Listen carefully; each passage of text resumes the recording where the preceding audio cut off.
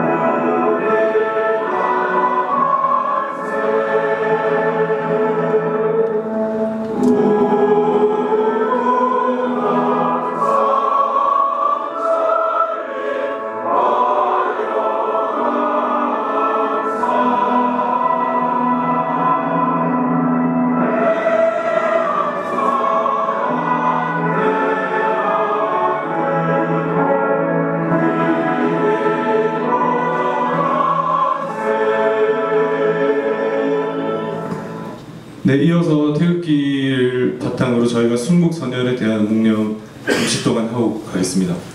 순국선열들에 대하여 묵념.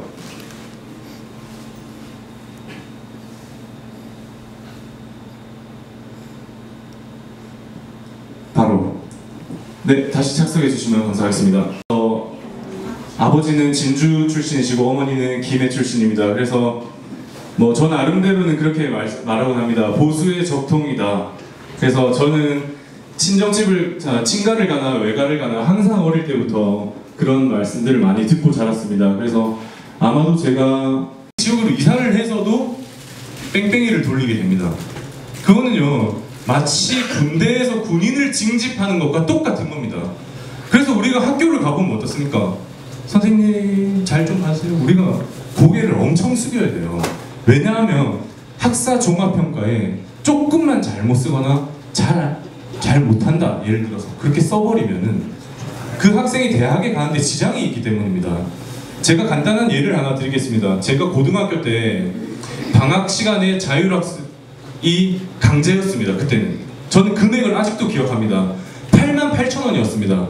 그때 제가 어떻게 했는지 아십니까? 교육청이랑 경찰서에 민원을 넣었습니다. 신고를 했습니다. 제가 그때 그렇게 썼습니다. 학교 밖에서 일어나는 강매는 모두가 불법인데 왜 교내에서 일어나는 강매에 학생들은 침묵해야 됩니까? 저는 거기에 절대 동의할 수 없습니다. 이런 강매는 없어져야 됩니다라고 고등학교 1학년 때 고등학교 입학하자마자 그렇게 썼습니다. 그 뒤로 검정차 6대가 우리 학교에 떴습니다. 근데 재밌는 일은 그때 담임 선생님께서 저를 불렀습니다. 학생 지도실이라는 곳으로. 저보고 딱 뭐라 했냐면, 너 평생 취직 못하게 해주겠어. 그리고 뭐라고 썼는지 아십니까? 제가 증거자료 나중에 다 보여드리겠습니다. 이게 거짓말이라면. 자기 주장이 강해 단체 생활에 어려움이 있음.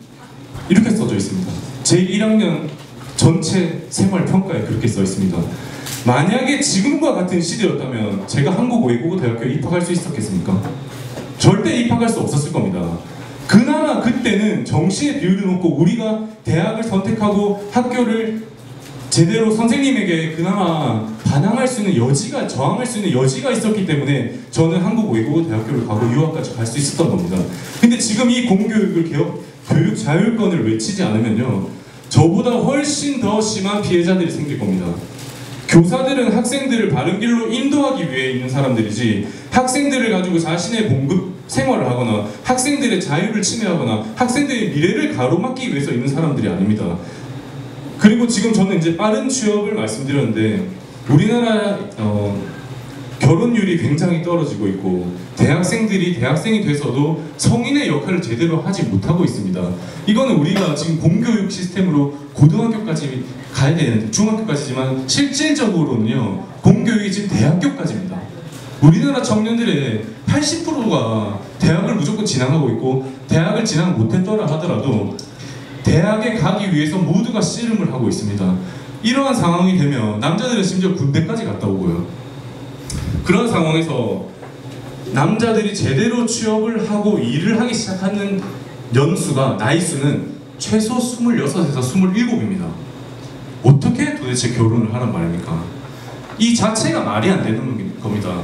결혼이 늦어지는 이유도 우리가 학교 생활을 선택할, 공부하는 스타일을 선택할 기회가 없기 때문입니다. 그 자유를 위해서 공교육 개혁을 해야 된다는 겁니다. 그리고 이 모든 것도 우리가 사학에다가 정부 세금으로 지원금을 내고 있기 때문에 망해야 되는 대학이 망하지 않고 버티고 있기 때문에 그렇습니다. 다음은 저희가 북한 인권운동을 했었어야 됩니다. 지금 좌파 세력들이 가장 두려워하고 국회에서 나오면 말을 바로바로 피하는 것이 바로 북한 인권운동입니다. 왜냐하면 지금 제가 말씀드렸지만 반공보수의 시대가 갔다는 것은 반공이 중요하지 않다는 것이 아닙니다. 어르신들의 뜻을 제가 어떻게 모르겠습니까? 참고로 말씀드리면 저는 대한민국 해병대 병 1013기로 전역한 해병입니다. 해병이 이런 말을 할 때는요, 정말 진심을 다해서 말씀드리는 걸 꼭 알아주셔야 됩니다. 지금 전 세계가 북한 인권 운동에 집중하고 있습니다. 트럼프 이번에 하는 거 보셨죠? 포로들을 다 데려오고 북한에서 넘어온 사람들을 연단에 세우고 격려하고, 근데 우린 도대체 뭐 하는 거냐 이 말입니다. 매번 북한을 무너뜨려야 되고 북한과 싸워야 된다고 말하는 사람들이 북한 내부에서 그 살인자, 독재자, 3대 독재자들에게 탄압받고 있는 인권에 왜 과연 우리는 침묵하고 있냐 이겁니다. 좌파 인권단체들이 이 이야기 하는 거 보셨어요? 도대체 인권이 어떠한 사람들의 인권인지 전 그것이 정말 의문스럽습니다. 그래서 새벽당은 이 모든 운동과 함께 북한 인권운동이 세계로 퍼져나갈 수 있게, 그리고 미국의 공화당, 영국의 보수당 등과 함께 할 수 있다면 굉장히 큰 시너지 효과가 날 것이라고 저는 감히 자신합니다. 고통을 겪고 있는 대한민국의 하늘은 먹먹한 새벽과도 같습니다. 오늘 우리는 드넓은 바다를 바라보며 곧 떠오를 자유의 해를 기다리는 국민들의 멸망을 담아 대한민국의 자유의 빛을 퍼뜨릴 대한민국 최초의 자유우파 정당 자유의 새벽당 창당의 첫 발을 내딛습니다. 산업화와 민주화를 넘은 자유화는 우리만의 꿈이 아닙니다. 이 나라를 세워온 역대 대통령들과 조선 백성이 아닌 신생국 대한민국의 국민이기를 선택한 모든 이들의 열망입니다. 그리고 그들의 못다 이룬 꿈이기도 합니다.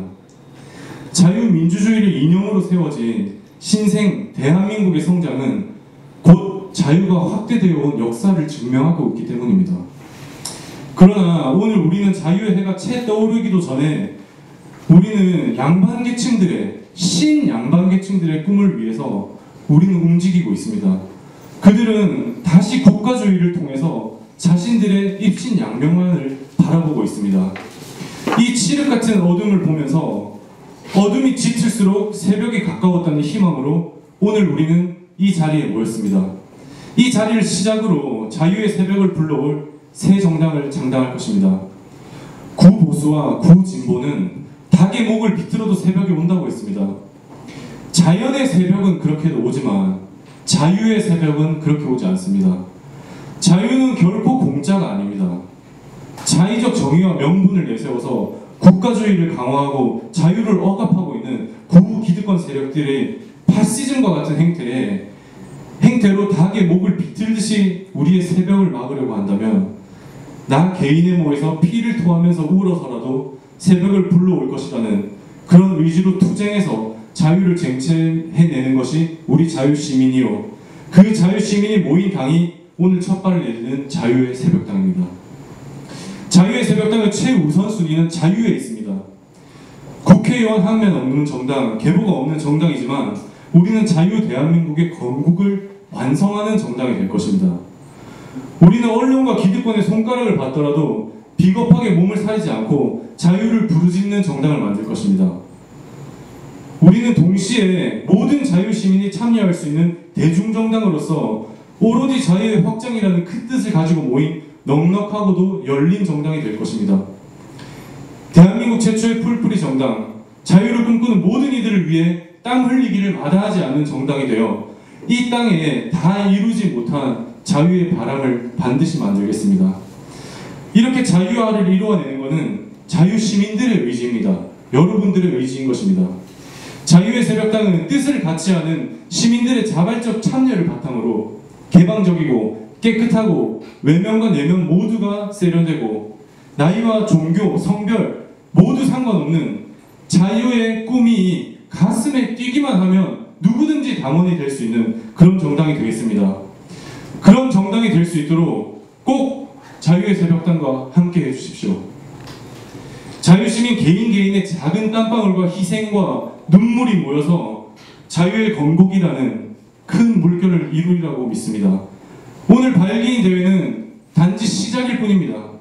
자유의 새벽당의 문은 자유를 향한 모두에게 열려 있습니다.